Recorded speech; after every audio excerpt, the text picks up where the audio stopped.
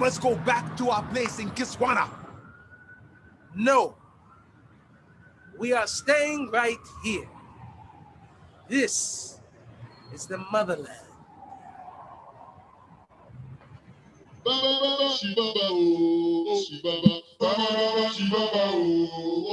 Yeah, here we go.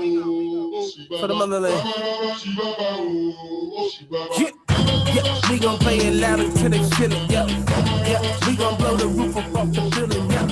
Yeah, we gon' play that motherland bounce. Check it out now, motherland bounce. Check it out now, motherland bounce. We Baba, black and get a shopping with a Sammy Davis cousin.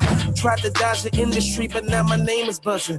They all saying that I'm conscious. I say that it's nonsense. So I say I've been on since on had an on switch from Seattle, the rainy city where my mom lived. In Jerusalem, the golden city that was conquered. But still we moving onward. Motherland conquest. Smell me like an armpit. Yeah, yeah, we gon' play it loud until they feel it, yeah. Yeah, we gon' blow the roof off the building, yeah. Yeah, we gon' play that motherland bounce. Check it out now, motherland bounce. Check it out now, motherland bounce. We Baba. My mama told me that I read good. Been on my straight and narrow, but my history is the hood. Thank God today that we could buy a box of Cheerios or Kicks. I can even buy tricks. I'm no longer on WIC. EBT card rip in my passport lit. Stamped like a notary from every country that I went. Ain't a country like this from the others you've been sent. Black is beautiful. This gon' be the motherland hit. Yeah, yeah. We gon' play it loud until they feel it. Yeah, yeah. We gon' blow the roof off the building. Yeah, yeah. We gon' play that motherland bounce. Check it out now, motherland bounce. Check it out now, motherland bounce. We Baba. Yeah, yeah. Bounce. Yeah, yeah, yeah. Bounce. Yeah, yeah, yeah. We bounce. Yeah, yeah. All right. Peace, everybody. Let's get folks off of the share. Let me switch all this off. Get the fun stuff going on. It's Motherland Bounce. I don't know if you guys ever heard that song before. Temanté, thanks for jumping in, King. It was really good. No, I never heard that. Yep, it's hold on, let me change the video order. You're live, everybody. So I want to make sure let's do the last tech check. I love it, Nick. I need to get a mask now. Hey, Pierre. Let's go. You are a leader. Let's go. Let's go. You are a brand. That's right. Well, everybody, welcome to Professionally Black. We are live right now. I'm just checking to see if YouTube's going. Looks like we're okay. Hey, Michelle, thanks for jumping in, Queen. Hey. Now, I'm going to send you guys the link real quick to share to your feeds, but this is a place of love. So I say peace, all the positive energy. We are in the month of October, which is obviously the month of Halloween, and there is still a coronavirus. So it is not magically gone away with the warm weather. It's still here. So today's topic, for those in the comments, let us know where you're watching from. Thank you to #TeamLive, #TeamReplay. However you consume the content, please share it to your feed because some folks are looking at the invite on the event page. If you're on YouTube, also thank you. I'll catch up with YouTube in a second. I got to run the show behind the scenes with my phone and the screen at the same time. But this is a panel that was put together to kind of talk about things Black in the professional space. Sometimes we don't really get a place to do that all the time. And we've seen as of the last 2 weeks now, Black LinkedIn is a thing now. Shout out to Liz for being a part of that. So now that Black LinkedIn is a thing, Professionally Black is on the forefront a little bit to talk about issues that are more for the professional side. So I want to go around the horn real quick and get everybody to introduce themselves real quick to say who they are, what they do, and their gift to the world. And then we will get into the topic. Pierre, you're to my left here, but maybe right in the computer. But Pierre, you lead us off. All right, I'm Mr. Let's Go, Pierre Campbell. I help people articulate their value. I help companies to articulate their value so they can have higher earning potential. And ultimately, the reason why I do it is because I felt the pain of leaders, executives, managers, people that are held accountable for fictitious goals or for goals that are non-achievable. So that's what I do. And the other thing I want to make sure I point out, this imposter syndrome is real, y'all. So it's going to be all right. And I got you. Thanks, Pierre, for that. You're welcome. All right, up next, we'll kick it over to Nick. I can see your face on the screen. All right, Nick, there you go. Nick Nelson with the brand mask. My name is Nick F. Nelson, brandpreneur. I am literally a personal branding superhero. hero. I help remarkable people leap over single buildings with a single bound. I help you to share your voice, your gifts, your experience to the world unapologetically. I help you do it in a way that's authentic to you.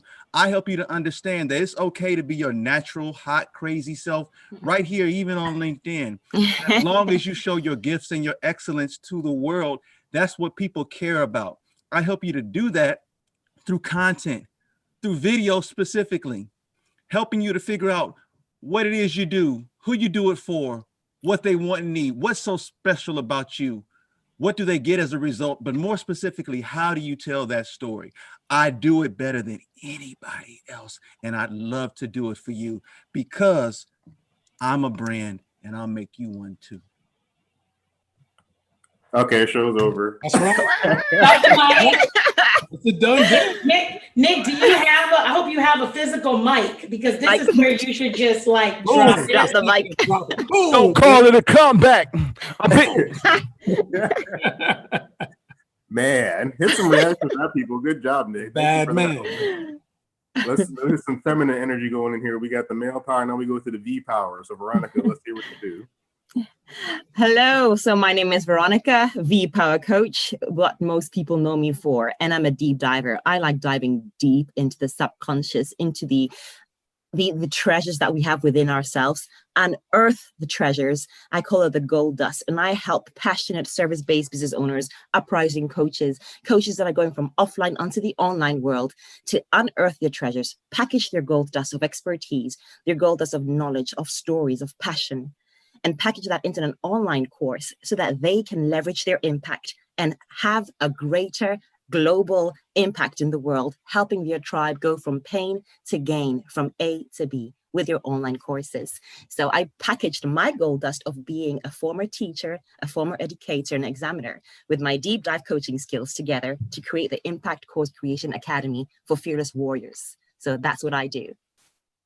Awesome. Appreciate that. Good follow-up for Nick. I'm going to switch it over to Liz. And Liz is part of the reason the New York Times has talked about Black LinkedIn recently. So Liz, let us know what you do besides set New York Times on fire. Well, my name is Elizabeth Leiba, and I am an educator. I've been a college professor for the past 10 years. I've been working in higher education for 20 years. I started as an admissions counselor and then transitioned into a faculty role.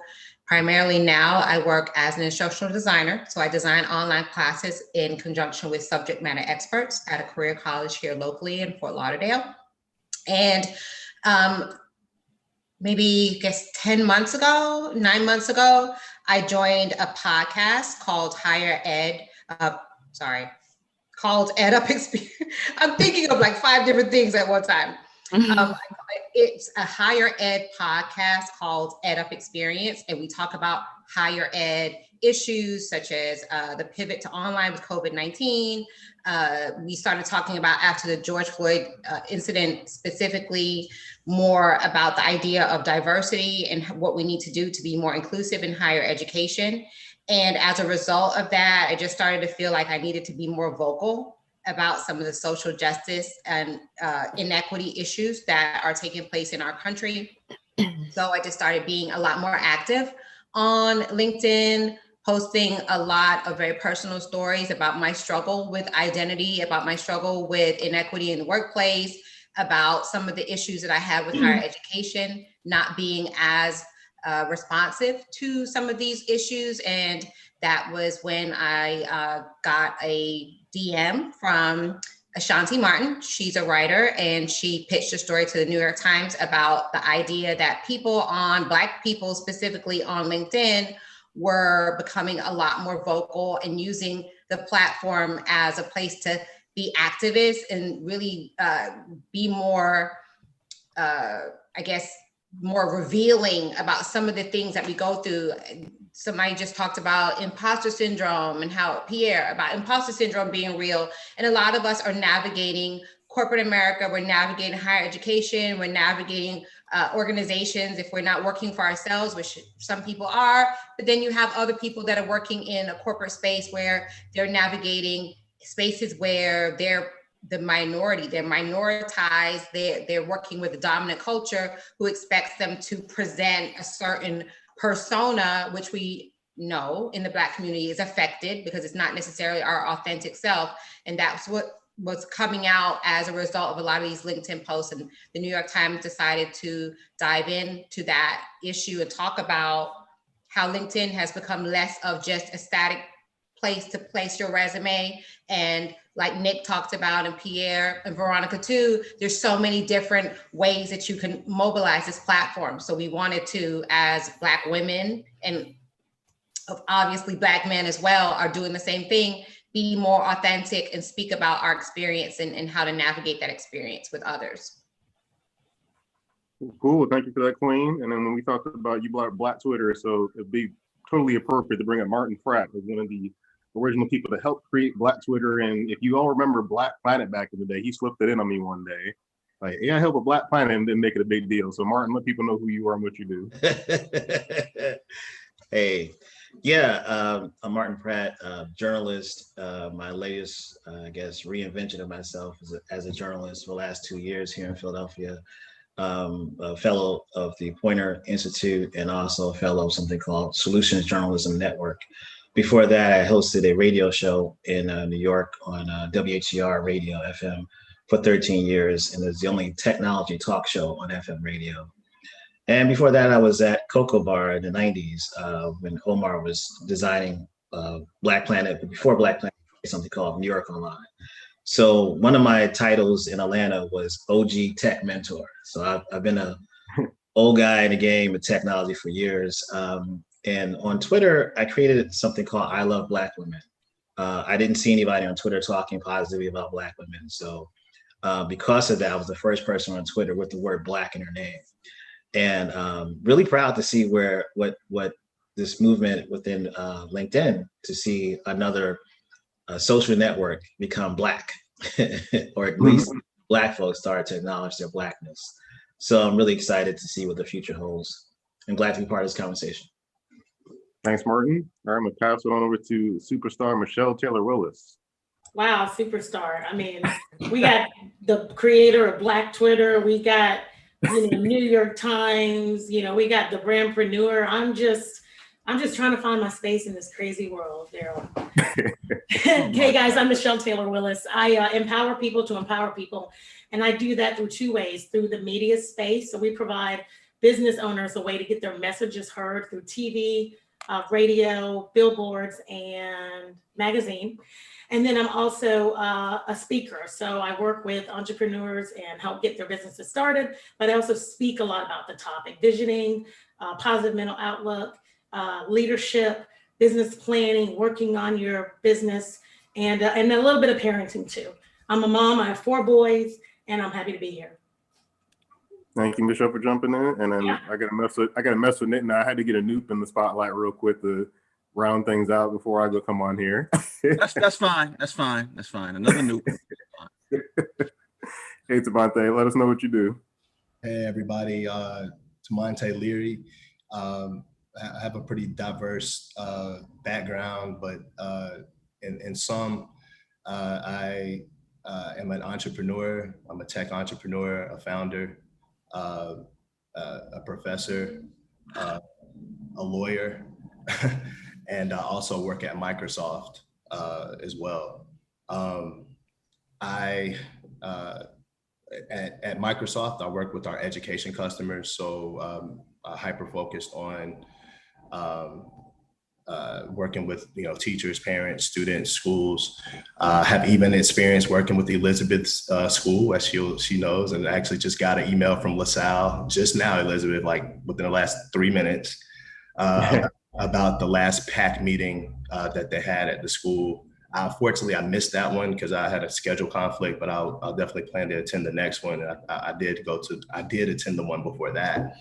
But yeah, just they have meetings at Elizabeth School, City College, pretty much like once a quarter, where they'll have experts come in and kind of share, or subject matter experts, people in the education space come in, talk about best practices, talk about the landscape, and just bring our contributions to the discussion. So what does PAC stand for again? Hey, I'm just the lowly little instructional designer. I'm not in those corporate meetings y'all big wigs have. Please do not ask me those questions. I think it stands for Professional Action Committee Meeting, or I should know. Anyway, sorry about that. Also, do a lot of training with Microsoft. As Elizabeth knows, we did come to train up the faculty at City College several months back on using our technology essentially in the classroom, how to leverage using Microsoft applications and products with students in the education space. As an entrepreneur, co-founder of Black Men Talk Tech, which we have our second annual conference, which is going to be virtual this year, this week, 3-day conference starting on Friday, Saturday, and Sunday. Of course, we had to pivot and make and create a virtual conference this year. Our intention is to have a physical conference like we had last year in Miami, but because of COVID, we had to pivot a lot, like many other events and conference companies. So we are excited. In some ways, we are looking at it as more of an opportunity to reach more people and engage a wider audience. So you don't have to be in Miami, Florida to attend. With Temanté, real quick, I'm gonna bring the audience in, just another cut you up. I want to make sure the audience, they're taking time to put comments. I want to make sure they're acknowledged for their comments. We had a lot of stuff coming in real quick. Hold on. We had Denise LeMason Bell. She said she's here for it. Edward Thomas representing from H-Town. We had Sims Tillerson representing from Columbia, South Carolina. My man Arcello Arcelé, that is linked lunch with me. He's representing from ATL down here with me. Mel Child, also representing from ATL. Rosalind Krieger in Canada. The AA Canada represent across the border. Christopher Campbell, ATL in the house. Atlanta's showing out today. Monique LaRue Wilson, she says, I'm here. Thanks, Monique, for jumping in here. Marlon Addison, he got pulled into a board meeting, so he would have been on the panel, but he is here representing in the comments. Lila Smith, a lot of us know Lila Smith, and Veronica, you know Lila as well. She's representing in the comments. Hey, Lila, thanks for jumping in. She said, good morning from Dallas. I'm a huge fan of so many of you. Morning, and Rosalind Lila. said, thanks for bringing this conversation to us. Travis Latchner, great live stream setup and convo. Travis is a good guy on LinkedIn. Check him out as well. And lastly, we had one more comment from Nkechi. She couldn't jump on. She had a board meeting as well. She would have been on here, but she's representing from Canada as well. She says, howdy, good to see you.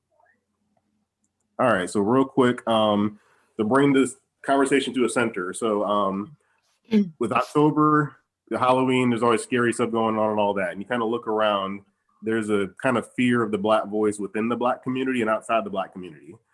Sometimes we are afraid to be our natural selves and actually show that Black voice, but also it seems like sometimes when things are said from the Black community, they're feared. Something recent in the news we saw kind of with Ice Cube. We'll start there a little bit. Ice Cube kind of got pulled into some mess, speaking up about the Black contract, and that creates fear on both different angles. Is he Kanye? Is he doing this for good? Like, what's going on here? So there's always this fear of when the Black person speaks up in an intelligent way. I feel like sometimes certain people don't like that and they take it a certain kind of way. So we're gonna make this a positive conversation, but when you think about the fear of the Black voice within the community as far as ourselves, when Liz, you mentioned not knowing how to be yourself and kind of coming to grips with that. So were you necessarily afraid of being your natural self, or were you afraid of the reaction you would get from outside people? I think I've typically been pretty unapologetic, but there is a fear that people will look at you differently or feel like you're being too radical. So I think initially when I started posting a lot of like Black positivity, and it was around Black History Month in February. And a couple people, actually Black people, kind of like DM'd me or said, you might want to tone it down a little bit. I'm not job hunting. I've been at my job for 6 years and I wasn't actively looking. So I think that also played a role. Sometimes I think if people are job searching and they're using LinkedIn as a way of presenting themselves to potential employers, they may feel like, oh, I don't want to come off too radical because, they may not feel like I would be a good candidate, or it may set me up for people feeling like maybe I'm just going to come in and be like a rabble rouser. So I did have a couple of people like, oh, tone it down. You don't want to be too much of Black power on there. And I wasn't really posting anything radical. It was more just like Black girl magic. But I felt like after George Floyd happened, it would be irresponsible of me not to speak my truth. You know, I'm an educator. I go in the classroom every day and tell my students that a lot of them are first gen students. A lot of them are immigrants. A lot of them are from, you know, the other side of the tracks, as you would say, marginalized areas in Fort Lauderdale, from where I'm from. And for me to say that in the classroom, I feel like it would be disingenuous for me not to live that myself. But I did feel a little bit of hesitancy, and I kind of did it incrementally. I would post something and I'd be like, okay, people wasn't like mad. I had a couple trolls here and there, but people weren't like trying to like, you know, burn me at the stake or carry me, you know, by my feet like John Lewis, or hit me over the head with a baton. So maybe I can step a little bit further and say what's really on my mind. And I think that seeing other women as well, a lot of women and a lot of men on LinkedIn that were being really vocal, especially after George Floyd. I think a lot of people were like, oh, y'all only started speaking up after George Floyd. People need to understand that Black people in this country have been programmed not only by the media, by schools, by our parents, to not be too outspoken, to not be too loud. You know, people, if you're in a professional space or you're in a school or you're navigating predominantly white spaces, the advice is always to kind of, you know, just tread lightly, don't make too much of a fuss. You have some parents, and some people say, well, my parents didn't do that. Your parents probably were different, because I would say for the most part, most of us have been taught to be seen and not heard, be quiet. I do it to my kids sometimes. I have to check myself, like, oh, be quiet, don't come in here embarrassing me, don't come in this store acting crazy. Because we're always taught that if we're our outspoken, loud, bold self, and sometimes I get people saying, well, not all Black people like that. I get that. Some Black people are soft-spoken and some Black people are not loud, but culturally, a lot of us are kind of a little bit more rambunctious and loud, and we want to be our natural selves, but we're taught not to be like that in professional spaces. And I felt like I saw a lot of people after George Floyd feeling really triggered and feeling like, you know what, this obviously doing that is not going to save me from getting pulled over, from getting abused, from not getting equal pay, because that hasn't been happening. And I feel like it was almost like we all unplugged ourselves from the matrix at the same time. It was like, okay, you know what, forget it.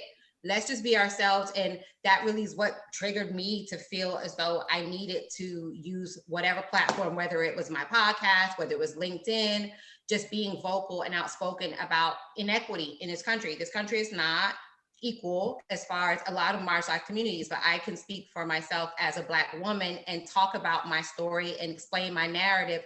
So a lot of people that are saying, I didn't know that, really? That's a big deal. You have to have the Crown Act so that you can wear your natural hair because you might get discriminated against in the office. Like, I never would have thought that.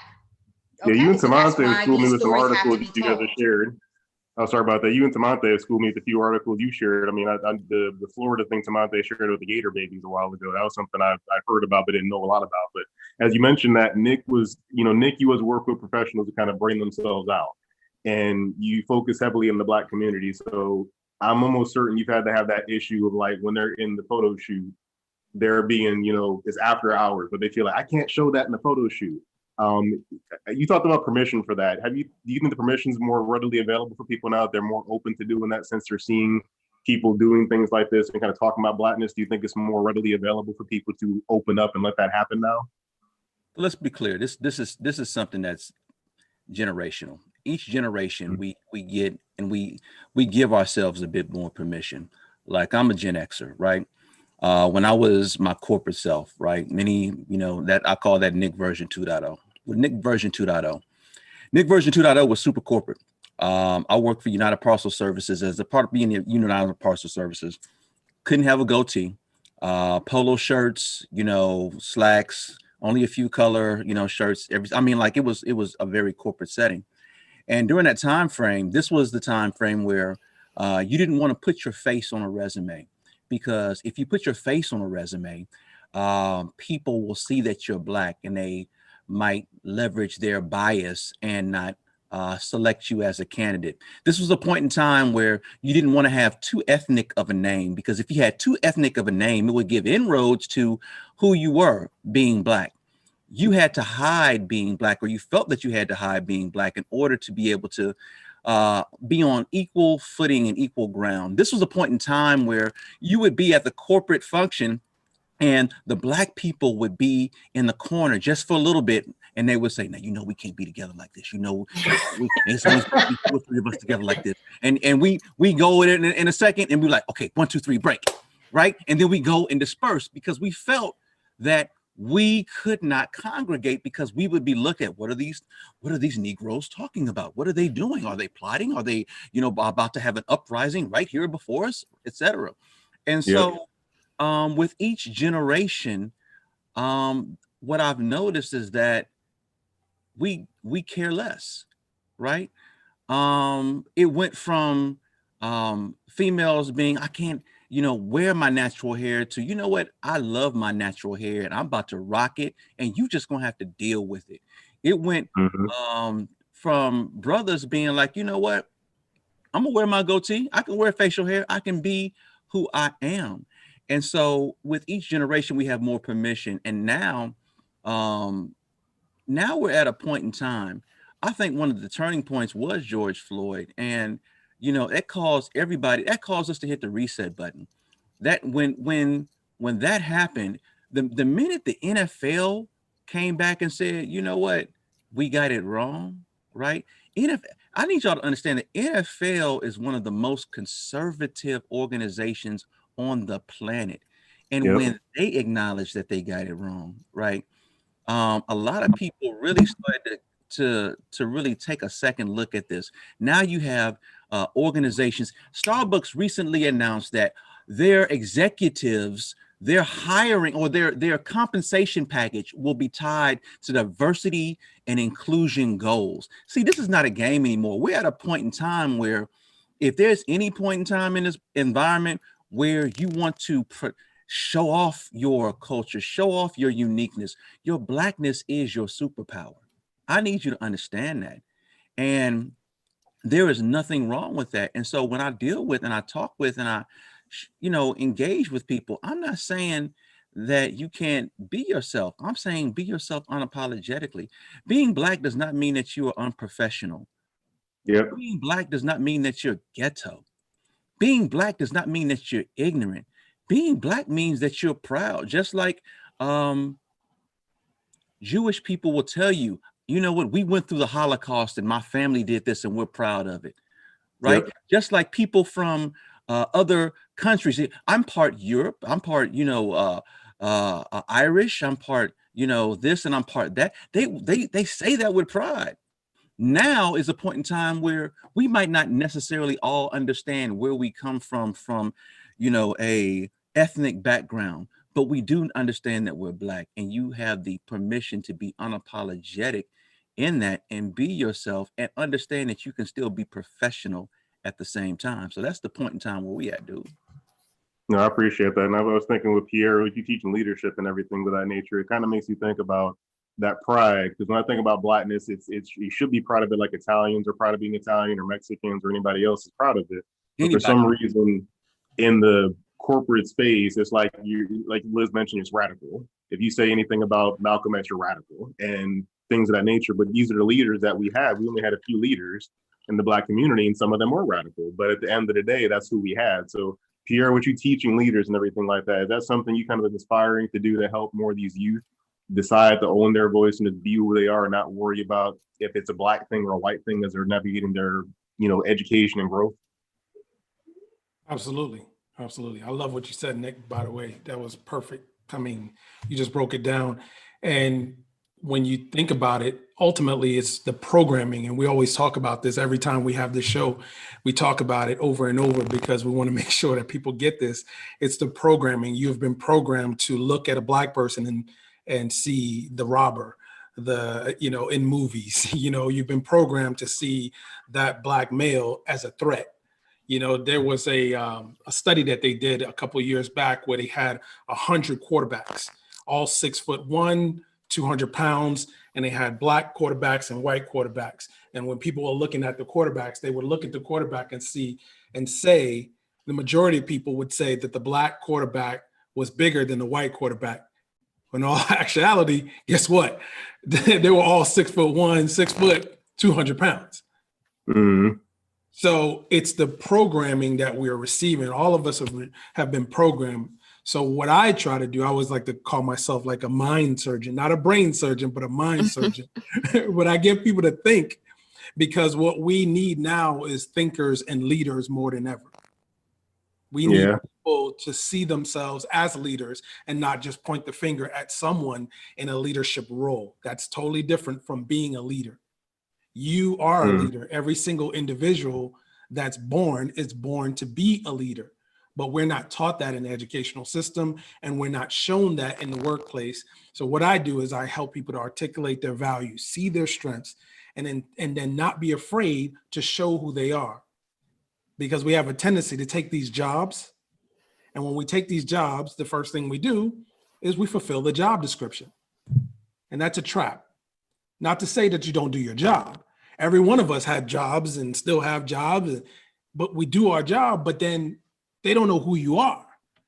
So if you don't show up, show your natural value, your natural talents, gifts, and strengths, whether you're Black, white, or whoever you are, at the end of the day, you need to show who you are and show up consistently every day.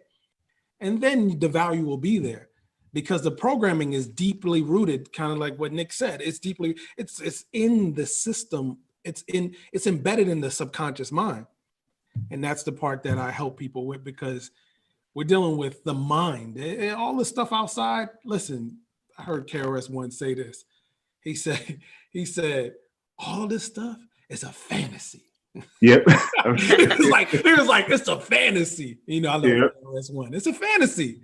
You know, and I want to bring Michelle in real quick. I know Michelle has to jump up here in a second, but Michelle, you're in the media space, so that narrative of the imagery we see all the time. I mean, South Fulton Magazine has been very good about having good imagery of Black people, but was that something that was, you know, that you kind of saw in yourself that, hey, I'm not seeing enough positive imagery to help me be who I want to be, or what kind of led you to that path of keeping it all positive for Black people? Oh yeah, without a doubt. That was a very intentional focus. When we started the magazine, actually I bought the magazine when it was a month old. But when I took it over, the whole thing was, we are absolutely going to put messages out that are positive. So, you know, and I tell people all the time, you know, people will call the magazine and say, hey, can you send a reporter out? Or I'm like, we don't have reporters. We're not a news agency. We are a feel-good luxury lifestyle magazine, right? And really, we're not even a Black magazine. We're a Black magazine because we represent, you know, Black affluence, and that's what's in the area, right? But it just so happens, and I'm super excited about it, that, you know, the city of South Fulton is 93% Black. College Park, majority Black. Fairburn, majority Black. So if you take all these cities in SoFu, they're all Black. Here's the challenge. The challenge is when you hear the word College Park on TV, or I'm looking at my TV because CNN usually is right here on my TV, but when you hear College Park on the TV, or you see, you know, you hear about Fairburn or SWATs in Atlanta, people automatically think, oh, some shit has gone down there. Right? Like nobody wants to be in South Atlanta. And so for me, yeah, right. And so for me, when we started this magazine, I was like, listen, the only things we're putting in here is positive. We're not promoting a whole bunch of crazy politics. We're not doing anything on the negative side of civic and social justice. When people open my magazine, they need to go, it's a breath of fresh air. It's like, oh my gosh, like this happens in South Atlanta. This happens in SoFu. They have great businesses. They have great restaurants. They have 13-year-olds starting businesses. I want this almost to be like kind of the antithesis of what traditional Black looks like for Black people and white people and anybody, right? So it's absolutely intentional. It's still intentional. It's even more intentional to this day. When people bring stories into the magazine or even on the radio show and the TV show, everything we want is positivity. We want people to see what we as Blacks know that we are capable of and what we've always been able to represent and present. But really, I'd love for the others to be able to say, yeah, I mean, you guys really are who you say you are, who you've been telling us you are, and we haven't been listening, right? We haven't assimilated, we haven't gotten it. But we don't do really anything negative. Now, we will take stories that are perceived as negative and we'll put, positive spins on them. So, maybe a mom who had been, in a domestic violence situation for 10 years that starts a foundation now that raises money to get women out of the house. We'll do stuff like that. But we are I cannot stress it enough. In any of my meetings, if you see me on TV, if you hear me on the radio, if you see my magazine, you are going to associate the Ganyo Media brand with Black excellence, period. And I want to bring a good comment with that, because you're both in media, or Martin's a journalist. So Martin, you've seen obviously the good and the bad of journalism when it comes to the Black culture with, Black Planet, Black Twitter, all the things going on. But that fear comes from that place. So journalism is a big part of that image and that message and everything like that. So when we see this fear, we can't always necessarily blame outside cultures for being afraid of us, just because that's what journalism has showed them. And Lila Smith actually said, I want to hear from voices of excellence, especially if you know things I don't or I can't firsthand. And there's things that the Black community, like these things we go through, we've done it in film and TV and movie all the time. And people say, oh, that's a good song, that's a good movie, but they don't realize that these things have been going on for decades and for centuries even. So for someone that's been in journalism and dealing with the Black voice, George Floyd's obviously put that on a turbocharger right now. But what do you see as a positive way to take this fear that people have of the Black community and kind of turn it into something actually with action and something that happens? Well, we're in a unique position, as Nick brought out. Generationally, for me, I go back to Tawana Brawley and the killing of the young man that was in Bensonhurst back in New York. I was in New York at that time. And then we had Sean Bell and we had Oscar Grant, and so generationally, we have these time periods. What's really unique about this time period is three things are converging at the same time: a fight against racism, a fight against sexism, and a fight for civic engagement. Meaning that we all feel I don't say we all, but a lot of people feel a sense of responsibility to fix a lot of the problems we've had for the last 10 to 15 years that's plaguing the United States. And there's no way you can turn away from it. It used to be you could turn over here and get entertainment. And to Nick's point also about the NFL, you can't turn away from anywhere. The NFL, the NBA, even hockey is coming out for Black Lives Matter. So there isn't a spot, and that's why it's a very, very unique position. I was part of the movement for Jenna 6 on MySpace. A bunch of us put our money together and we sent kids down to Louisiana. They left from buses from New York and from DC, but never before has nobody had to leave their house to take a position that says, I'm proud of who I am and what I am, and I choose not to be disrespected. You will not disrespect me because I'm a woman. You will not talk to me badly because I'm Black. You will not talk to me badly because I choose to take care of my neighbor. So I think my lesson for me is that as Black people, what we haven't traditionally been asked to do. Some of us on our own, as Liz was bringing out about parents and being from different communities that may have been more progressive, or like my parents, we had a library. I knew Matthew Henson. My first book report was on Matthew Henson, and just his work getting to the North Pole and the South Pole and Antarctica. And so at 5, I knew a lot about my Black history. My neighbor didn't care about that, but that's something that I was given. I think this time period, we have a challenge. We have Generation A, which are alphas, and we have Generation Z. These two generations, I call them the returnees. You have a 3-year-old last year who was selling lemonade to make sure diapers got to homeless Black women. You had a 4-year-old leaving from North Carolina to come to feed the homeless in downtown Atlanta. Here in Philly, we have an 8-year-old who took upon herself, her brothers dropped out of barber school. She picked up his course and said, we can't afford for us to lose this money, so I'm gonna become a barber. She became the world's youngest barber and gave free haircuts. So we have a unique position, and I'm Generation X also. And I think our generation, I definitely feel like I failed my younger brothers and sisters, that my younger brothers or twins. I thought millennials had it. I call them millennial part 2 because they're like in their late 30s. So I thought they had it because they graduated college at 18 or 17. They went to homeschool. They had jobs before they had new cars and stuff before I even, conceived it. I didn't get that until I was 28. So, but I didn't pour into them the way my older cousins poured into me. I didn't make life a little difficult, the little nudging, the little banter back. I didn't give that to millennials. So now we have this responsibility because these kids have come back to this planet ready to work. They're purposeful, they're passionate, and they can be complete F-ups also. But I found 60% of them are here with a purpose, or they're here with a passion. They ask you a question. We need to pour into our youth. We also cannot expect the media to do the job for us. They're not going to inform you. They're not going to not give you clickbait. They're not going to. So honestly, there's a great thing on the web. If you Google AfroNet and the University of Penn, it shows a diagram in the 80s of all the telephone numbers that Black people could call to connect to other Black people through bulletin board service.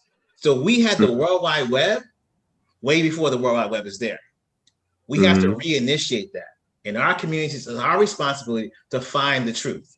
Is this the first Black congressperson, or was there one in 1875? Is this the first Black woman to create a mobile daycare center, or was there one in 1925? And so that's our responsibility. And I think we have a unique time period and unique gift that no one is standing in our way. I love what Lamar Tyler from Black and Married with Kids always says, the gatekeepers are gone. And speaking of Congress, I want to make shout out Kamala Harris. This is her birthday today, everybody. So throw some reactions on the screen for Kamala Harris's birthday.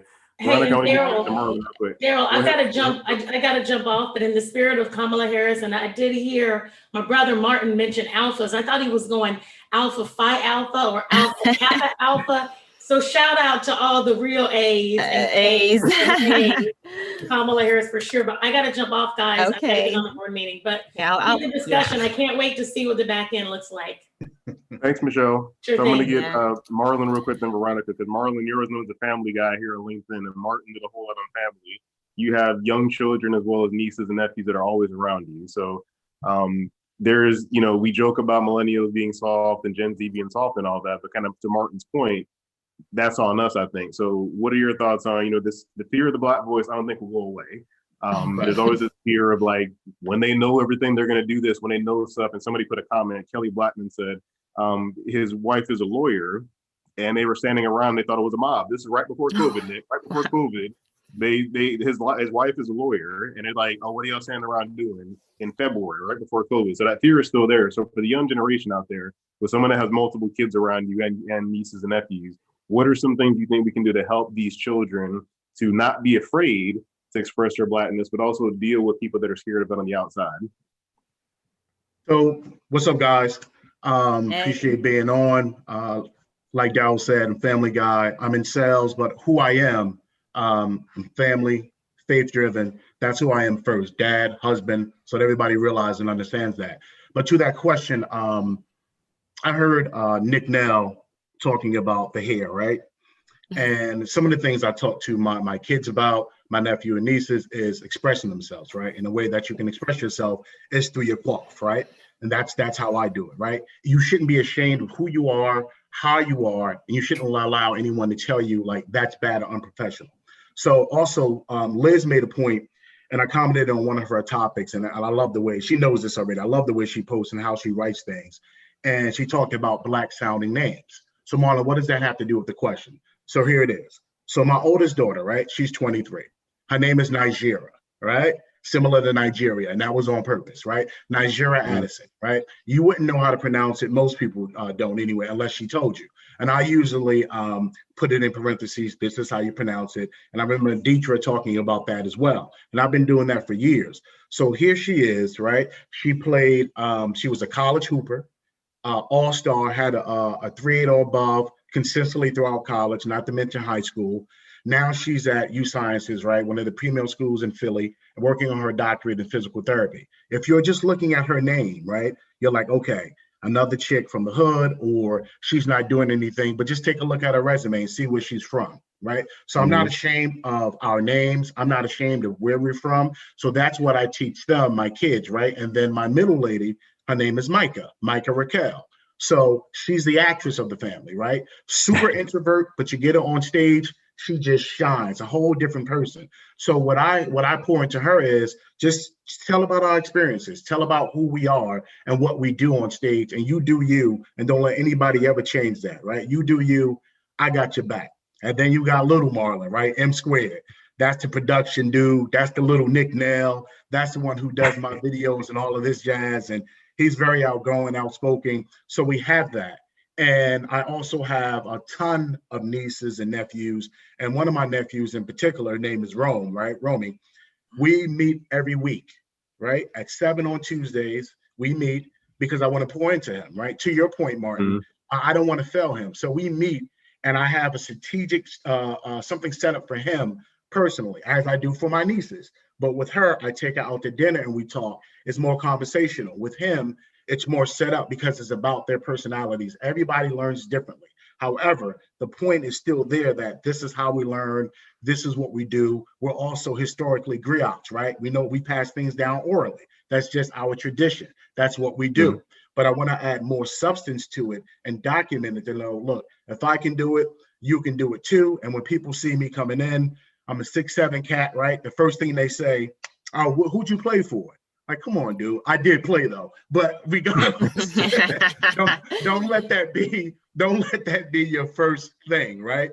Or in corporate settings, I'm not afraid. I'll let them know. Oh, are you Marlon? I'm the only black guy here. I'm 6'7". You knew who I was before I came here.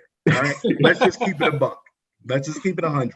So in doing all of that, I put myself at the forefront to say, look, I'm going to be that example. I'm going to support others, particularly small businesses. I love that. And I'm going to support us and continue to push that correct narrative from my perspective, right? And support, because we can differ. We're not a monolith, right? We say that, but sometimes we don't mean it, right? Because when we disagree, like, oh, here he goes, right? This guy. We're not a monolith. We can think differently. We can be aligned, but not uniform, right? I don't have to be like you and marching in order, but we can still be aligned and disagree. So I like that. I've been speaking of monolith. I mean, Veronica, you have the UK experience and the African experience being Black, and it's very different than the US version of being Black, but there's also similarities. So, I mean, there are some things that people think is just US exclusive, but you see things over there as well. So as far as the fear of the Black voice in the UK, as a Black woman, no doubt, and that words are natural heard often, how do you see your perception of the community in the UK versus how it is in the US? So you see, being born and raised in Ghana, right? As people of color, we were put into environments which weren't originally created for us. And this is in America, UK, wherever. We were physically, mentally put into structures which weren't created for us. So we were forced to fit in. That meant having a division between the real us and the corporate us. So fitting in seemed like the only survival thing that we could do to make a living. And so when we start acknowledging that fact, the reality that we are actually living somebody else's dream, or we are a part of somebody else's narrative, that wake-up call should allow us to reflect within and ask ourselves a very truthful question. Do I choose to be two different people, the work me and the real me? It's a choice that we all have to make. We people of color, the minorities, the underrepresented leaders, we have to make that choice. So I think when it comes to the fear of the Black voice, when we have started to speak up and when we start choosing the real us, expressing ourselves, wearing our hair how we feel, wearing clothes that we feel comfortable in, and speaking from a space of truth of what we really believe, and start to understand that for so long, we have adopted beliefs from other people. We have adopted beliefs from the corporate world. We have actually unconsciously and subconsciously started to adopt it for so long that we have come to think that they're our own. It's a wake-up call for us. So when we talk about the fear, when we start speaking up for ourselves and start shaking the ground and start kind of rising beyond what is expected of us, people think that it's quite new. After all, they were supposed to fit in. Right. It's a bit uncertain. There's a fear, but the fear is of the unknown, because we've always tried to fit in. So when we start speaking up, oh, what are they going to say? We've never really heard their voice. We've never really heard really them stand out. And now they're standing out. What is going to happen? So there's a fear of the unknown. So I think here the solution, I know we're up running up time, but I think the solution is we must continue to speak up. We must decide that we must be the real us, not just the work us, but the real version of ourselves. And make them comfortable, make them realize and make them feel safe that, you know what, it's not so bad. And make them realize that, it's actually quite insightful, something different and different experience, and it's safe. It's safe. We must make them feel that it's safe, and together we can exist. But we need to make that first step. So I think there's put a comment. I was going to cut you off, but James put a comment, you do you, no one can do you any better than you. Absolutely. Yourself, because that's the thing about this with this fear, I think, is that when somebody mentioned the hood names, Marlon mentioned the hood names. So my dad actually said, we wanted to have you have a normal, like a white name. So, when you look at a resume, that was the thing, but now you're seeing mayors named. Right. You're seeing people in Congress named Muhammad and things of that nature. It's kind of changing. Yeah. So, Temanté, you have a unique name, and you also share a lot of historical information on your LinkedIn feed about history you've seen over time. So when you share that, you probably get some feedback and some trolls, I'm guessing, here and there, for people saying, "Oh, this is the Black Power guy, just being Black," but you're just sharing history. So, do you see that there's a fear of the history, that people are afraid to know the history of their culture or just the country they're in? Because I kind of see that myself, but what do you think about that? I don't think people are afraid to know. I think some people are afraid to acknowledge the history that our country has, the in some ways shameful and tragic history that our country has had. I think people are actually interested to learn more and actually most people welcome learning more about our history, especially if they didn't know. But I think there may be, what I have had is people apologize, Caucasians apologize for certain information that I've shared. Obviously, it's not their fault, but I think there's a level of maybe guilty conscience sometimes associated with some of the things that have happened. And even, maybe it's not that person in particular, maybe it was someone in their family or, someone in their circle. I find that more of the case. Hey, it's not, you don't need to apologize. Just, continue to be an ally, continue to listen and learn from folks that don't look like you. And as far as, anyone that's been following me knows that, I've been posting long before George Floyd. Been posting for, I use LinkedIn for business purposes, but also use it for personal purposes. And I'm a LinkedIn enthusiast for years. So I have, I guess you could say, been posting a little bit more on the racial equity, social justice side. But, prior to George Floyd's situation, I have consistently highlighted Black excellence. I've consistently highlighted Black achievements and minorities for their accomplishments.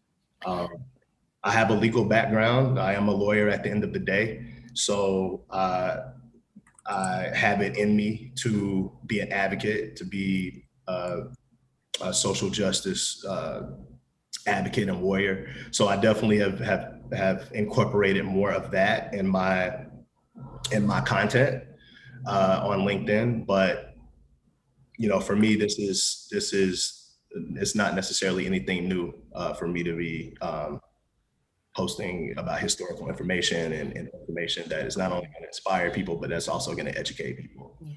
And the thing you mentioned about that too is like the Black culture has kind of been put down by so many people. So the reason people are like, why do you have to do this and why do you have to do that? We have to, because the books we get are kind of pushing down the information. We're marginalizing the books we read. I mean, there's so many things you learn about later that you didn't know as a child, whatever country you're in, because of the way the books were given and disseminated to you, you didn't see that information. So it's kind of interesting that when you said people, they apologize and all that, but you can't unknow these things. Once you know these things, that's what I kind of worry about the culture we're in right now. Yeah. When you see a fact from a politician, a book or something, you can't unknow that fact. So once you know that fact, it's like, what do you do with it?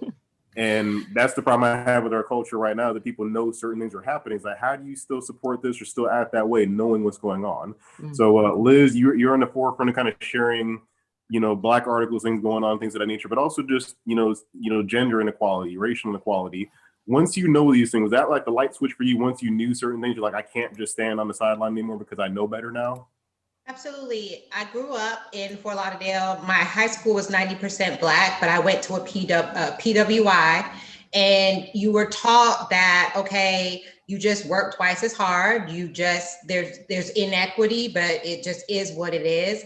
And I think for those of us that lived through Rodney King, and then we lived through Trayvon Martin, and then we lived through Michael Garner, and then it's this name after name after name. And I think to Temanté's point, we've been speaking and we've been kind of just talking about motivation and Black pride and Black excellence, but there comes a point where there is a responsibility for the dominant culture to understand what's happening with Black folk, because we didn't do this to ourselves. There is a narrative as if, well, if you didn't make it, there's Oprah, there's Michael Jordan, so clearly you can do it. And that's just not true. Our society is not a meritocracy. I always share stats. I'm very big on, because I'm an educator, like I'm not gonna just tell you something, I'm gonna bring you my receipts, because clearly I can't just give you my opinion without something to substantiate that. I teach that in the classroom. So if I'm talking about gender inequity as far as white women make 80 cents to $1 for a white male, but Black women are on the very bottom of the stratosphere, and we're earning like 62 cents. That's not something I made up. That's coming from BLS.gov. So if we're talking about inequity, and we're talking about the fact that Black women in particular are not hired at the same rates, because statistically, we're only 8% in the C-suite. We're only 5% of full-time faculty. We're overrepresented in adjunct faculty that are contract workers. We're the majority of minimum wage workers on the front lines, which is why we're disproportionately affected by COVID-19. We're 50% of COVID-19 cases, but 13% of the country. That's all these statistics and all of these inequities that are happening in healthcare and education, in the criminal justice system, where we're disproportionately sentenced harsher for the same exact crimes. All these inequities that are happening, and like you said, you can't unknow this. If people are walking around in their bubble and they're in the majority culture and they're like, well, 75% don't have a Black friend. So clearly you're in your bubble, you're not dating a Black person, you don't have a friend that's a Black person, you don't have a family member that's a Black person. So somebody has to educate you on this, because you went to a school in the suburbs, and not like my Black high school where we have Black medallions and beads and we were wearing kente cloth and our teachers were telling us this stuff. Or if you went to a HBCU, or if you're a member of a Black Greek organization, you have a sense of Black pride and you have been taught some of these things. But for a lot of us, some of this stuff is new. Like redlining, I wasn't aware. I knew there were Black neighborhoods and they called them ghettos, but did I know that this was government structured, that redlining was a government policy? I didn't know that until I educated myself on that. So that's why these narratives have to be told. This information has to be put out there. I think the disappointing thing for me, Daryl, like you, is that once this information is out there, then what do you do with it? We need people to operate in their sphere of influence. Some people, like Temanté said, oh, they're apologizing. Don't apologize. You need to, in your sphere of influence, affect change. If that means on your job, if you're seeing that you're a hiring manager and you're able to affect change and advocate for change, then do that. If you work in the media and you're able to advocate for change in that area, if you're a writer, like what Ashanti did, advocate for change. Those in the dominant culture, as well as us within our own sphere of influences, influence us in our demographic. We need to be advocates for change, and not everybody is comfortable being outspoken, but I feel as though it's the responsibility of everybody in society to make society better. I always compare it to the LGBTQ community, and no one told them, oh, be quiet, stop speaking up about your sexual identity. They came out and they were like, hey, I'm loud and I'm proud. You're gonna have to accept it. I wanna get married to my wife. She's a woman, and hey, just get used to it. Okay, if you don't get used to it, you're a homophobe. You're a transphobe, and people don't want to be labeled as that, but people feel okay with being, oh, well, meritocracy. You should just deal with it and work twice as hard. And if you're not working twice as hard, it probably means that you weren't trying hard enough. Or maybe like Wells Fargo, how can you feel comfortable to come out and say you can't find qualified Black candidates? That is absolutely ridiculous. But if he would have said something disparaging about the LGBTQ, like, oh, I can't find, people would have drug him out of there by his legs. So we have to not be ashamed. Like has been said, we have to be advocating for ourselves. And I love the fact that a lot of those in the LGBTQ community have just been like, look, deal with it. Women have been just like, look, you're going to have in your organization and you're going to like it. And Black people, we have to advocate for ourselves too. You're going to have to just hire me. You're going to listen to my stories. I'm like, if you don't want to hear about Black history, if you don't want to hear about the disparity, if you don't want to understand our struggle, unfollow me. Don't talk to me, unfriend me, because that is, I cannot take my skin off. I cannot take my gender off. I cannot be the typical, like what they've been telling us is just be an American. That's impossible. Because when I come into any space, you see my skin first. I'd like to add on to that, Daryl. Yeah, just to add on to Liz, because I'll be hopping over very soon. I think it all boils down to alignment. We have to be in alignment with who we are. Ultimately, it's like this. Imagine this funnel effect. It all boils down here to being our true selves. And with time, yes, like Liz says, people will get used to it. They'll have to accept it, but we just have to continue being ourselves. We cannot be misaligned and be one person here and somebody else here. There has to be an alignment. It has to be consistent. I think summing it up, consistency here with being people of color is the way to go. Being consistent with the truth of who you are ultimately will lead to people accepting, embracing, and making peace with that idea and the fact that we are who we are. And then we can live together in peace. We can live together in collaboration, and there's no fear of whoever how somebody is or how somebody isn't. It's just all integrated. But we must continue being aligned with the truth of who you are as a person of color, as a person from a different country, as a minority. Just be who you are. That's the bottom line for me. That's how it's worked for me. It's like, you just be you. Sorry? No, so I think it affects all people, what you're saying, because I'm absolutely. So at this stage, there's no color even. It's like, it all boils down to being you. Like when we take all the topics that we've talked about and bringing it down, just be you. And then everything falls into place. Because the problem arises when we're trying to be somebody else. And then we're trying to be somebody else another time. And then there's all this commotion. Who are you really? And then when you're trying to be you, then people are surprised. Just be you and do it consistently in all areas of your life. I love that. And I want to bring a comment that Lila made, actually, that was really insightful. She said, my family is Jewish. No one would expect anyone in my family to work comfortably and confidently in a space that used to be a concentration camp.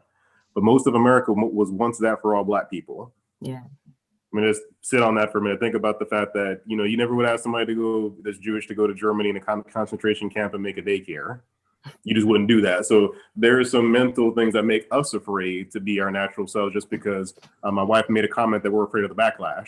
The backlash, oh, you're too Black. But the thing about it is, much to your point that Liz made, you can't take your skin off.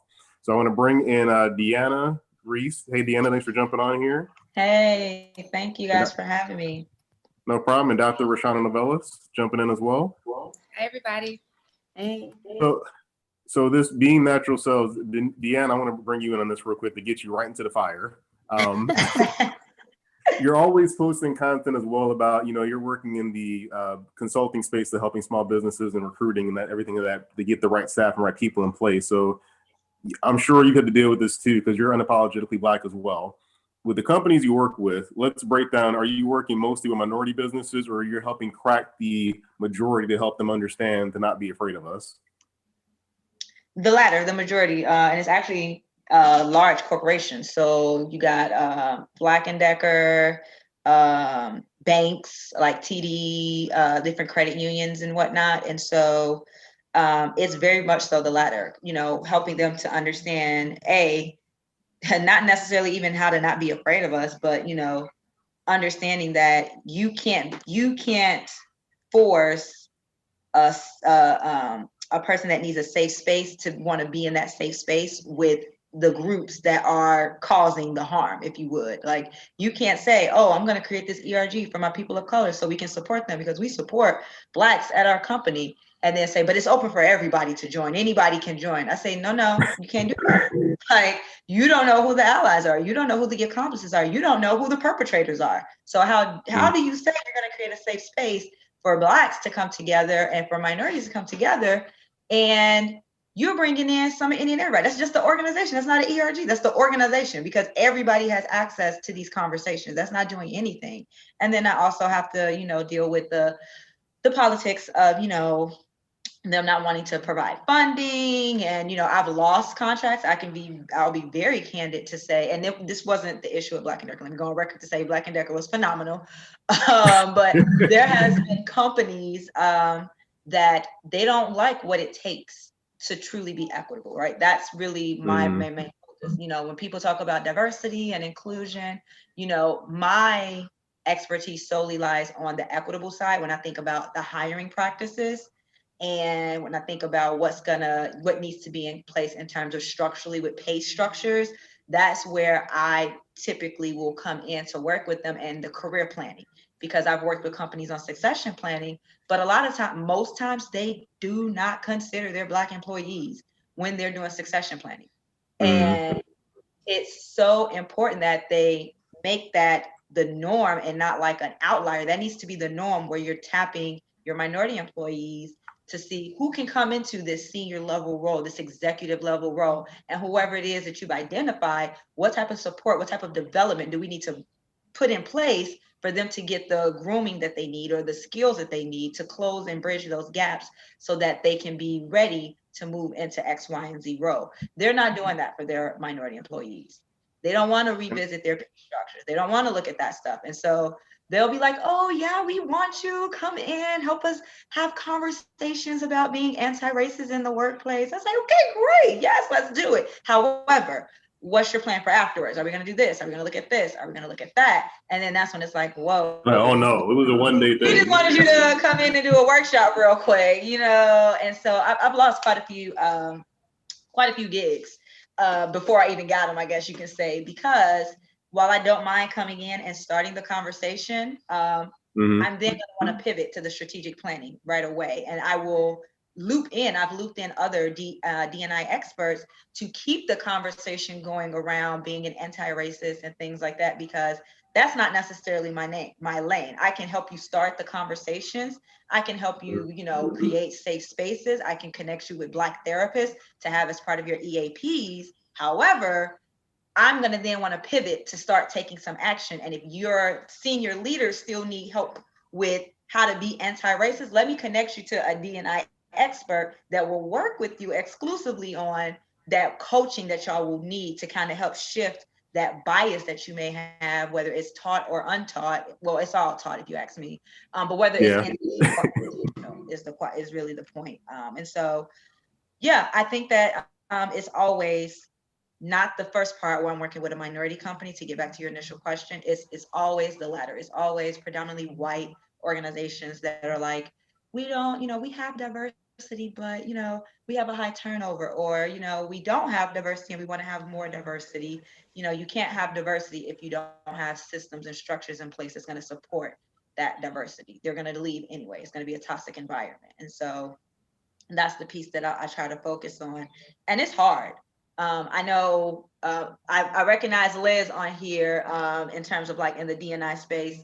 I don't know if she's encountered this, but it is really hard when this is like your bread and butter, like, kind of working with companies. And because of the heightened climate, social climate within the country, companies it's very volatile to me. It seems like with being able to say, yes, I'll do this gig with this company versus, turning down something because it really doesn't align with you in terms of your own values and what you're really trying to push for the Black community. And so I have to be very careful, who I align myself with as companies, because I work with Black professionals to advance in their career. So I can't be, aligned with a company that has a toxic environment and yet say I'm helping, my fellow Black professionals to grow in their careers. And so it's been a very interesting dynamic trying to really screen and curate the type of companies that really are truly committed to what it's going to take to move the needle.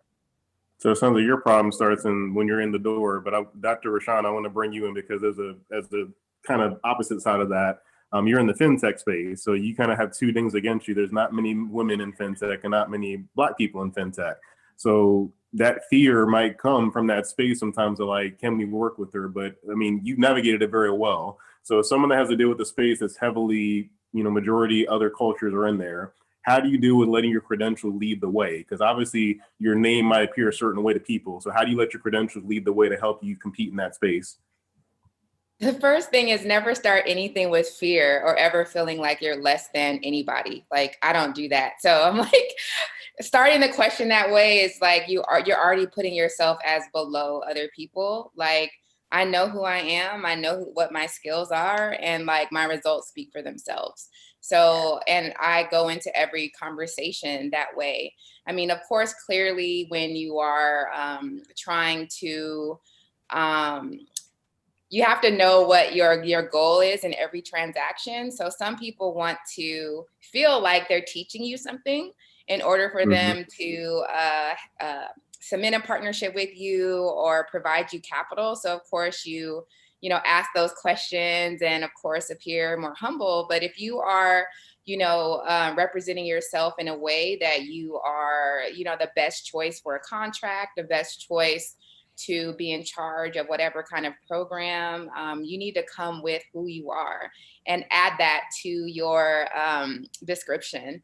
And a lot of time, after I got my PhD, I was working at Johns Hopkins University at the time, and people were like, hey, we'll never call you doctor. Even though I was working at a university, they were so offended that I got a PhD while working there full time that like some of my colleagues wanted me to know up front that they would never give me more respect. And I know that affected me because for a while I didn't put that on anything. I didn't put Dr. Roshawnna Novellus or what on documentation because I was like, why did people get so offended with me? So I want people to like me, so I'm not going to put that on anything. However, when you're presenting yourself and your company, like you have to bring like all of you there. And if people don't like you authentically for who you are and what you bring to the table, it's probably not going to be a harmonious interaction moving forward. So don't hide yourself from people, like bring who you are, your skill sets, and move on from there. And this will be for everybody then, because you brought up an interesting point that you changed that mindset because of, first you were afraid to put it, now you're putting it. So a lot of us probably went through a moment. This is the moment where I'm going to decide to be my natural self. I'm going to show who I am. Everybody has a different reason why that happens. But Pierre, as somebody that came from football, that's how I see football is very conservative, like we mentioned earlier. So for you, as coming from a very conservative organization, what was that moment for you that made you say, you know what? I don't care what the backlash is. This is who I am. What was that moment for you, you think? I think I'm very blessed, very, very blessed to have been programmed properly.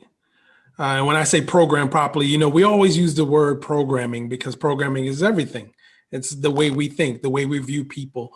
And coming from Jamaican parents, coming from Queens, New York, being born in Brooklyn, raised in Queens, going to a college program where I was one of 4 Black lifeguards at Walt Disney World in 1996, going to the first HBCU, not feeling any racism in college. I am blessed because I was able to come out of that space and go into the corporate space like, okay, well, first of all, I was benching 400 pounds. So if you want to have an attitude about something or about the way I look, okay, I'll go to another job.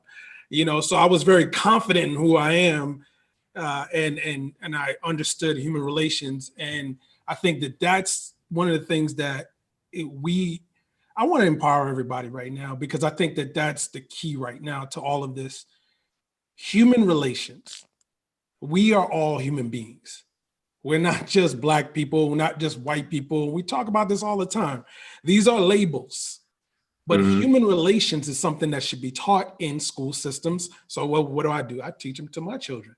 And that's what we all should do. We should all be teaching human relations. So when we talk about dealing with diversity and inclusion, we talk about, because I'm in that space too, I talk about human relations. I talk about empowerment of people understanding their power, understanding white privilege. That's important for you to understand. I teach on that. How do you understand that from the perspective of, okay, this is something that I have, not because I want it or, I was just born this way.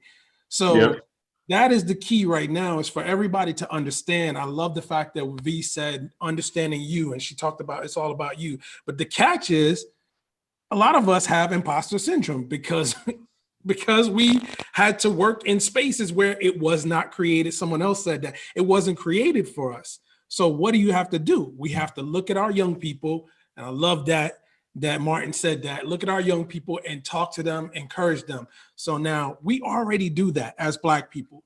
So here, I'm going to speak specifically to white folks, white brothers and sisters. I encourage you, I empower you to do the same thing that you see us doing right now on this professionally Black platform. You do that in your community. You do that with your young people, because once your young people understand how to be good people and they understand, okay, it's okay to be white and love being white, and there's no competition from the Black person or that person. No, love who you are.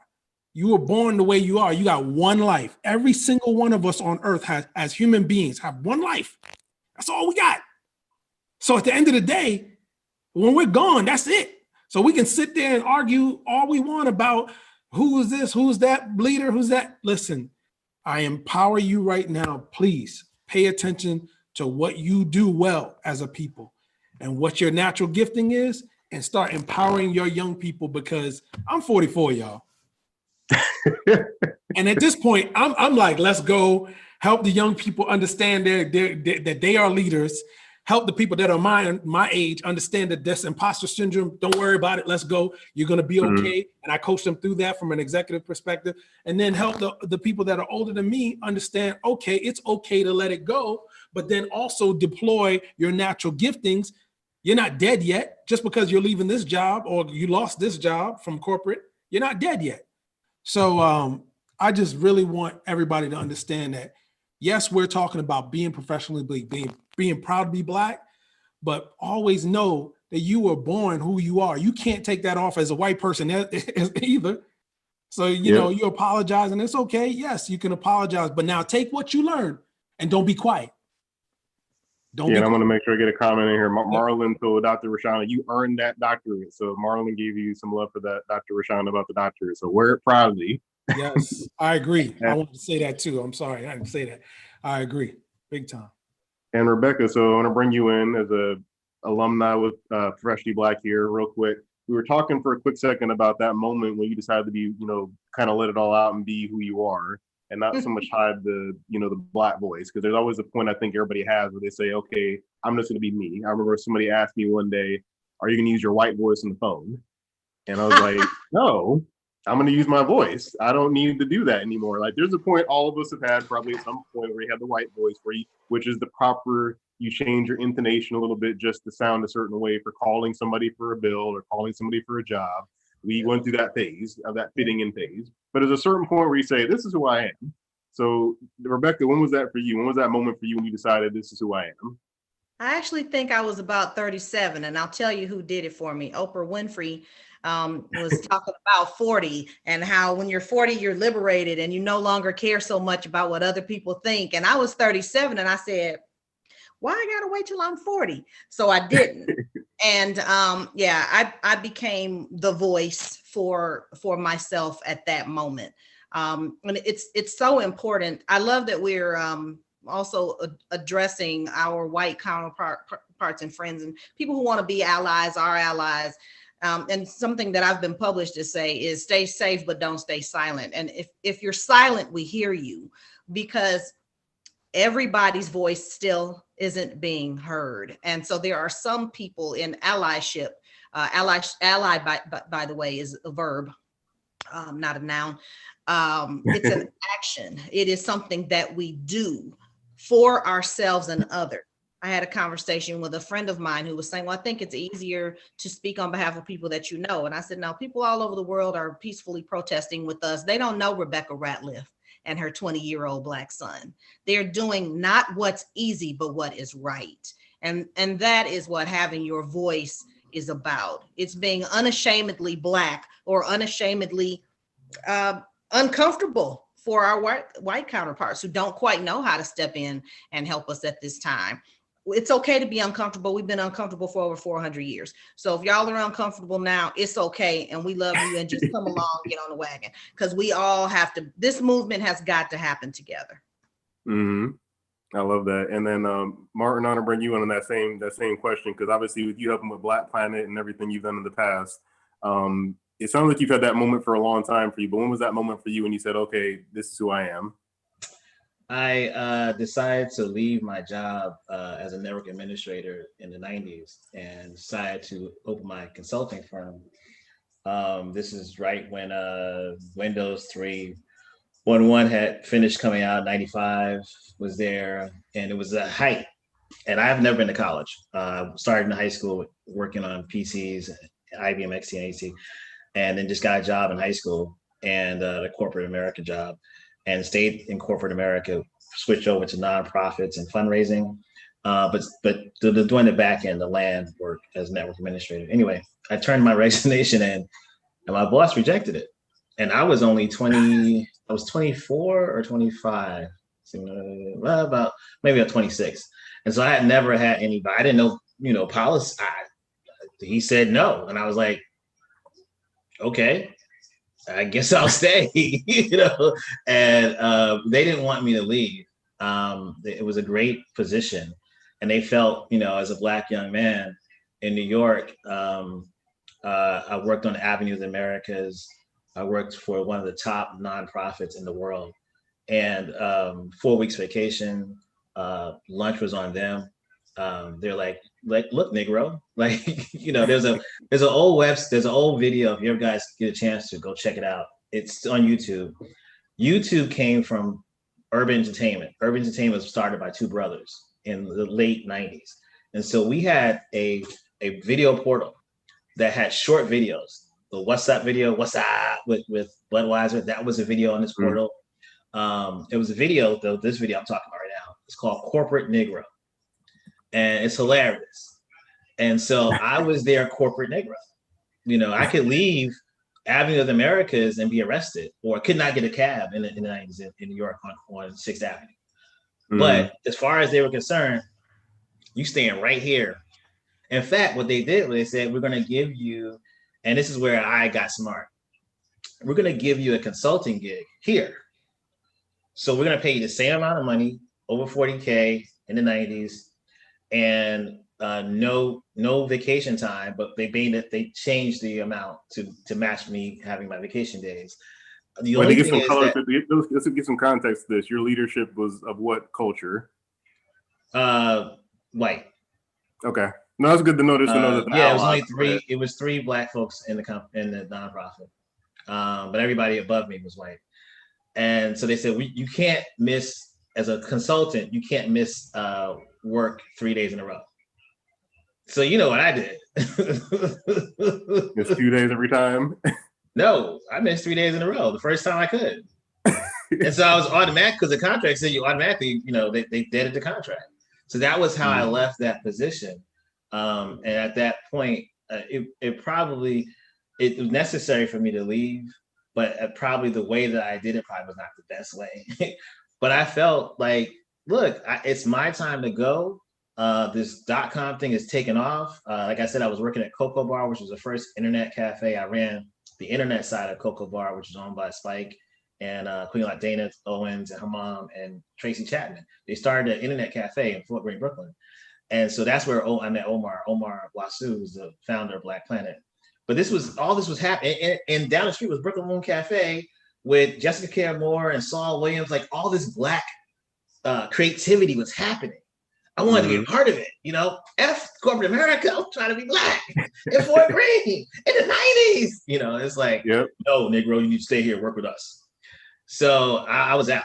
That was that. And then of course I struggled. But my point is that that was, you asked the question of when did I decide that? And at that point too, what happened was the digital divide became a thing. And at that moment I chose to only have Black, and I've fortunately for a long time, I've only had Black clients. So I've never really since then had to take on a client that was predominantly white. I want to make sure I get something real quick for DeAnnah, because DeAnnah said she has to jump off in a second. But DeAnnah, I want to ask you, because you're very unapologetic in the forefront talking about these things, but I'm sure you didn't do that from when you was 5 years old. Oh yes, no, I'm just kidding.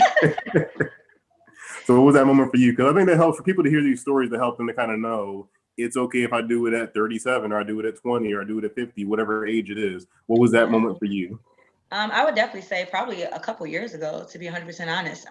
And how did I get there? I would honestly say having other strong Black women that I connected with through the platform is what motivated me to be my authentic self, if you would, and be vocal, because I've always been a vocal person in terms of like working in corporate America, but never to the extent like what y'all see on LinkedIn. That was not DeAnnah when she was, 25, 26, working for a company. That was not me. I was one to, maybe challenge things and ask those questions, but I was never one to just kind of be like, look, this is not right and we need to change. Like that was not me in the corporate space. And so that is probably why I'm also, kind of at this unique space, with my business. I've been in business for about 3 years now.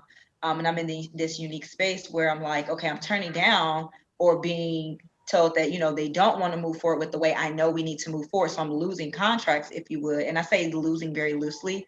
But it's like, me kind of finding that balance, because it's like, what's right is right and what's wrong is wrong. And it's like, I'm not going to compromise what I know is right just for the sake of a buck, right? And so it's like, how do I then navigate that space, because I'm still growing in utilizing my voice, if you would. And so I was very grateful to hear Dr. Roshawnna, just kind of speak about basically, if they don't like what you're bringing to the table and how you're gonna, be able to be an asset, then it may not be a good fit for you anyway, which I 100% agree with. And so you see the results of my work, you see what I've done. And if you don't like the fact that you got to put action behind your words, then you're not the right fit. And so it was recent, like I said, past 2 years, finding that voice, and I'm in this unique space now. So if there are other, consultants or just Black professionals on here, period, that is struggling to kind of find their voice almost, if you would, I would really encourage you to surround yourself with other people that are amplifying their own voices, so that you can kind of see and learn and figure out what's going to be the best way for you to use your voice. Because for me, it's, in writing, but for others, it may be in other forms, maybe artwork, it may be different ways where you amplify your own voice. And so, and for our white audience members and our white professionals out there that are wanting to be accomplices in the work that we're all trying to do, I always say, amplify and ask for permission in terms of how you can help. Don't assume you know that what you're doing is going to help, but ask, like, how can I be of help, so that, you know, you can get direction on what's going to be the best way to support your fellow colleagues. Because you don't want to do harm, you know, in trying to do good. You know, I think people should realize too, we have a lot of, you know, our less melanated supporters in the audience. This affects everybody. If, you know, Black rights affect all people. I know there's just this thing, why is there so much stuff about Blackness right now? Because it's been kind of coming to a bubbling point now, but it affects everybody. If we are treated this way, we've seen that the two young men that were shot with the AR-15 at the last protest, I think in Wisconsin, they were white. So they were out there supporting human rights. This is just, we have to say, this house is on fire. The house of the Black American is on fire. So send the fire truck there. Yes, your house will be taken care of when it needs to be. But right now, this one's on fire. So I want you to think that as you hear these things and these different Black hashtags, it's just because we need the help. And some are more vocal about it, some are less vocal. But that's the reason we have this platform to kind of say, let's just talk about it and make it open. I know you're going to jump off, and Benji, I'm going to have you say something before we kind of close this out. But Benji, for you, that's my birthday twin. Went to the same college as me, same birthday, which is crazy. I couldn't have called that in a million years. But for you, Benji, you know, you and I have a similar path in some regards, but obviously you grew up in Georgia, so you had more Blackness around you than I did. So what for you was that moment when you said, I'm just going to be me and I'm not going to worry about being the Caucasian or less melanated version of myself? Oh, you're on mute, Benji. Hold on. I'll unmute you. There you go. You're good now. Yes, sir. Yes, sir. Thanks for having me, man. And great wealth of information here. What started, I guess, my path for being unapologetically Black came from being from where I'm from.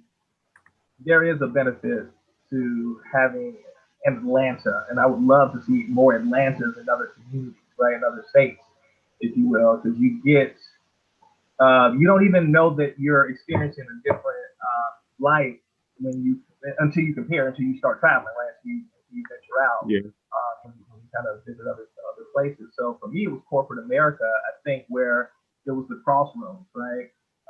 Deciding if I was going to be the entrepreneur or be the company man, right? And going through corporate America, try to, you know, dot I's, cross T's, and it wasn't necessarily about my Blackness as much as I think I dealt more with ageism, right? Being the younger, you know, the younger colleague, if you will, and not having the kids at the time, right? Not having all of those responsibilities. So I think I saw a lot transition going from corporate America to becoming an entrepreneur, because I didn't see a lot of the opportunities that I wanted to see in corporate America, but had the skill set, right? So you ended up using corporate America as your seeds for learning, right? So you developed all these tools, so then you didn't have to be corporate, so to speak, but you could be unapologetic in your own company, right? Kind of like, right? If you know, in my house, my rules, right? So go build your own house. So I think that's when, for me, it was in building my own house and even building in my own team, right? Even how we hire in-house and that sort of thing. So it came full circle with the entrepreneur aspect of it, right? Thanks for sharing that, Benji, because I know Atlanta's a wealth of Black history, so it's good to be here. That's why when we moved back I lived in Vegas for a while, coming back to Georgia was intentional to have more than a 2% Black population, so our kids would see somebody besides us that were Black. But this has been great. I want to make sure real quick, we had a lot of great comments in here. Tara, I always miss your last name, but Tara is not the HR lady. She said, exactly, the house of the Black America is on fire. James Possible, I do not want it to stop. He wants to keep this going, but we can't keep it going. We got to get to our day jobs. This is something for the culture. This is something to help out. So we have people jump in and out of the conversation, but share this with your feed. Support the hashtag Black LinkedIn as well. That's a new thing that just became a thing. Liz is a part of that coming out recently. So now there's a Black LinkedIn with Professionally Black, who's just a open space for us to talk.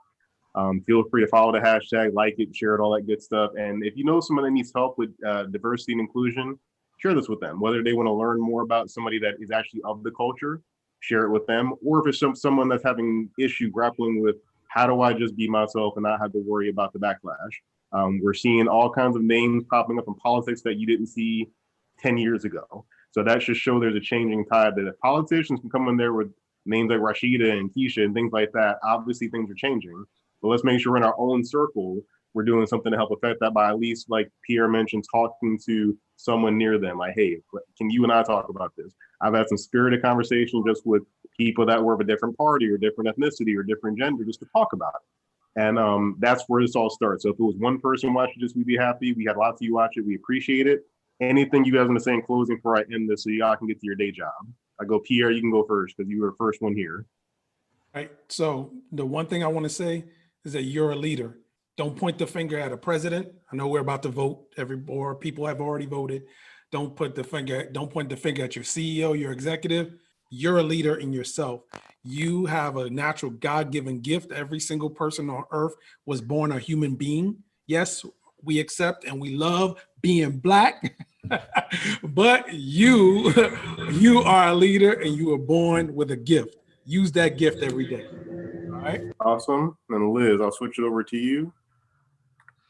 I think my biggest takeaway of what I've learned since the George Floyd incident and since a lot of our communities being more vocal is that we are not responsible for validating the idea that we are marginalized in America. That is factual. So when we're being outspoken, we're being vocal, we're advocating for our community, that's not anything that we have to explain or try to get permission for. The fact that we've been stepped into this country in 1619 and always been marginalized that's the truth of the matter. There's no debating that. So I think sometimes we get into this, oh, well, don't be offended. People of color and white people have been marginalized, and LGBTQ have been marginalized, and this person's been marginalized. And we want to make sure everyone's acknowledged.